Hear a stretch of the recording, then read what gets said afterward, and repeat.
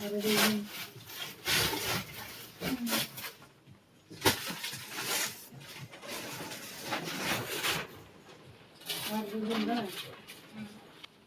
அரிசி மாவு எடுத்து இந்த பக்கம் வச்சுட்டு சால்ட் 6 சிறப்புச்சு ரைஸ் பவுடர் 5 அரிசி மாவு அவ்வளோதான்.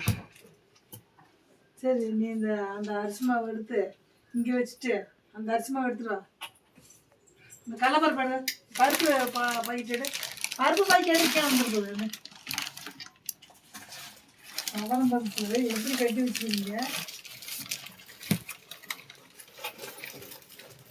இந்த புதுசாக நாங்கள் வெளியே பழக்கம்